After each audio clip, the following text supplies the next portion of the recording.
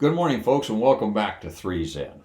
It's been a while since I've been here. I've been tied up on my John Deere with yard work and taking care of brush, moving gravel, and so forth. But at any rate, back on track now. This morning I have a couple stories involving a couple flights I took on the 25th of March, 1988. That date also coincided with our annual 560th Flying Training Squadron dining in to recognize and honor the POWs from the Vietnam War. We would bring them in every year for a formal dinner. So, before I get started on the actual flights, let me give you a little background on the 560th and what this event was. In the early 70s, after these guys were released, the ones who wanted to get back into flying and the ones that were physically able to would come down to the 560th for requal, just basic requalification in Air Force flying, involving T-38. Now, what we would do is sequentially, we gave them a call sign of Freedom, Freedom 01, 02, 03. They each got their own unique Freedom call sign. And tied with that would be a Champagne flight on these first flights. The Champagne flight was a flight that these guys usually got after their 100 missions. Well, the POWs never reached 100 missions, so they never had a Champagne flight, so it was decided to give them one on that date of the first flight of their recall process. And that's what that was all about. Well, in early 88, a friend of mine, Jim Aiken, happened to run into this fellow named Fred Cherry. Now, Colonel Cherry had been in my father-in-law's squadron flying F-105s when he was shot down, and he was held for 7 years. When Fred came out of the aircraft, he was at, maybe a couple hundred feet, going 600 knots. That's pretty fast, pretty low. And when he came out of the jet, having been brought down by ground fire, as he came out, his left arm came around the seat and it broke his shoulder pretty bad. He got one swing in his parachute, landed, and the Gomers were on him. He never had a chance to escape or evade. And they held him for 7 years, or thereabouts. So Jim runs into him at Maxwell Air Force Base in early 88 and asked Fred if he had ever attended one of these POW dining-ins, and he had not. So Jim said, ask him if he would like to attend. He said, sure, I'd love to do that. So Jim knew of my affiliation. I had told him the story of Colonel Cherry and what I knew of him from what I'd heard from my father-in-law. And so Jim wrote a letter to our wing commander telling him that he'd ran into Colonel Cherry and said he thought it would be a good idea if I could take him for a ride that day, the 25th of March, on a Freedom flight. The wing commander signed off on it, and that was cool. So on that day, I got to fly with Colonel Fred Cherry as Freedom 165. Now, I didn't fly with any of them, these Freedom flyers, during their recall flights. So this was quite a big deal for me to take Colonel Cherry up. And my father-in-law came down to Randolph that day, and so it was kind of neat to watch these two former squadron mates meet each other again after all those years. At any rate, the T-38 is kind of dicey if you haven't flown it. So we put Colonel Cherry in the back seat, and my plan was to get airborne. I was going to do the takeoff just because things move so bloody fast in that thing. If something were to go wrong, we'd be in a world of hurt real fast. And he had no problems with that. He understood exactly what it was all about. So we got strapped in, taxied out, and I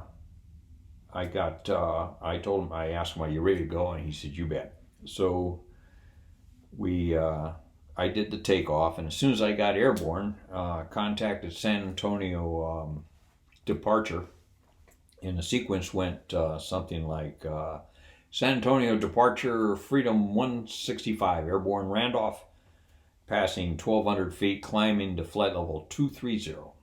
And San Antonio approach came back and said, Freedom 165, radar contact, climb and maintain flight level 230. And there was a pause. And after the pause came the words, "Welcome home, sir." And that just really went into my heart. I'll never forget those words. "Welcome home, sir."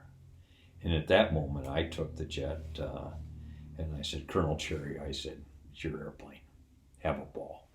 And he did most of the flying from there on out. And my father-in-law had told me that once I got airborne with Colonel Cherry, he said, "One thing you'll notice is he's probably one of the smoothest pilots you'll ever fly with." And I found that to be true. Even after 19 years since he had flown himself an Air Force jet, he was so smooth. And it was something to sit and just be with. It was that great.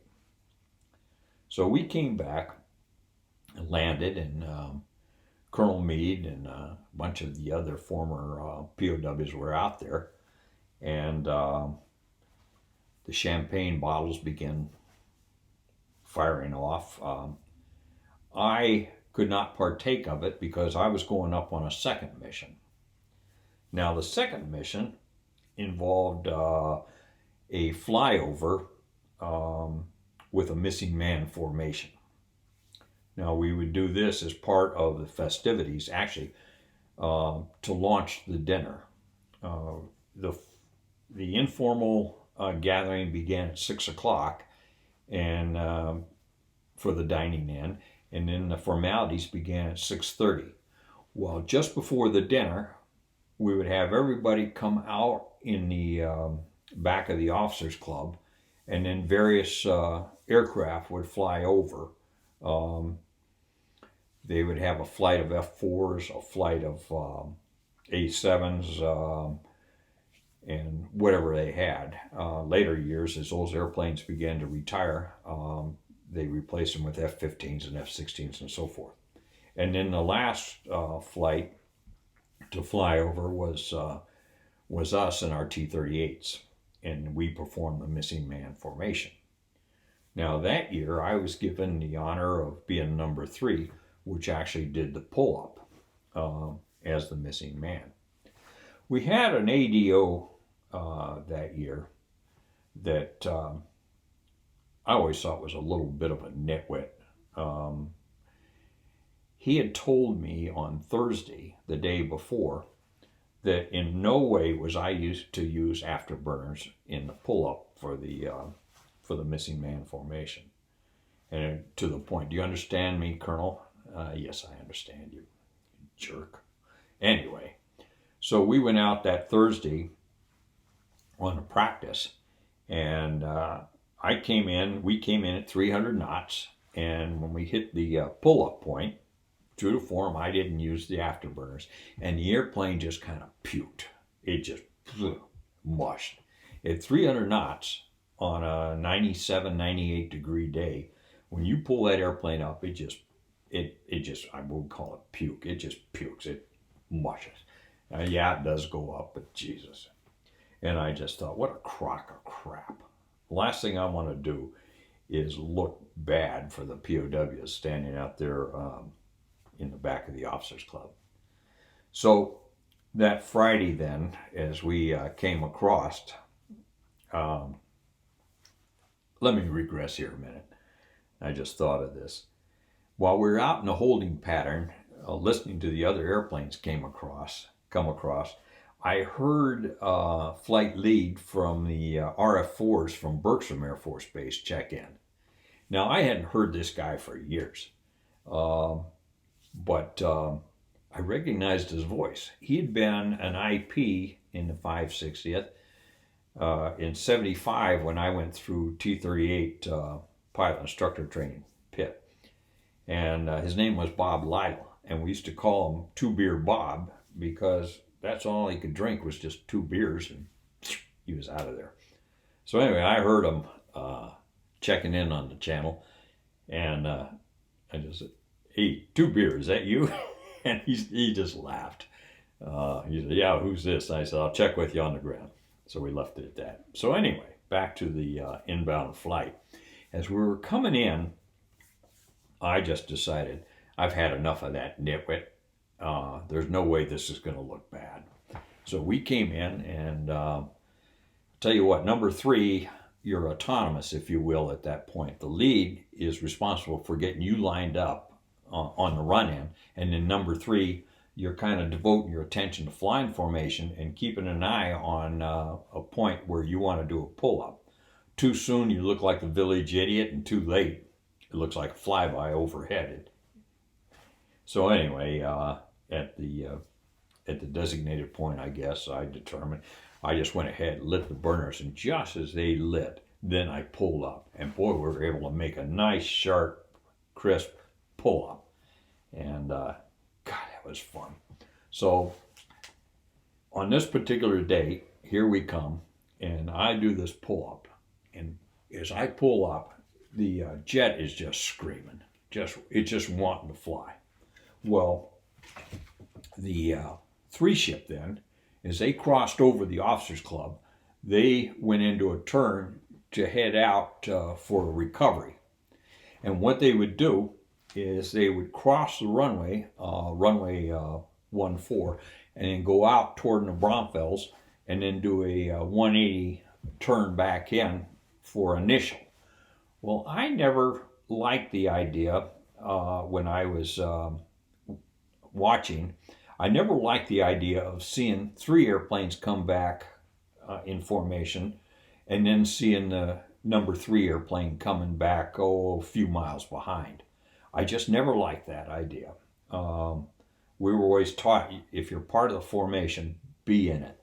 So I felt compelled to get back into formation before they hit initial. And it was just something, I don't know, I don't think I lent any thought to it. It was just something natural to me. So when I made that pull up like this, I'm still in burner. I just let the airplane fold, if you will, kind of like this. And I picked them up and was watching them as they went out, and I just did a roll. Here we go. And then was able to come, pick them up against the hill country and just started sliding down behind them and then gaining on them. I was doing maybe 450, 475, somewhere in that area. And just very easily letting the airplane fall down and fall in and coming up behind them. And I caught them on about 5 mile initial. I was able to catch them and join up as number 4 at that point, just in the echelon for the recovery and the pitch out and the subsequent landing. And those 2 flights were they still are very memorable to me. Just a lot of fun that day. So we came in and landed and then changed clothes and headed over to join the dining in. Made it a couple of minutes late, but that was just natural that happened. Anyway, the ADO, as it turns out, didn't say a word to me at all. Oh well. Thanks for joining us today.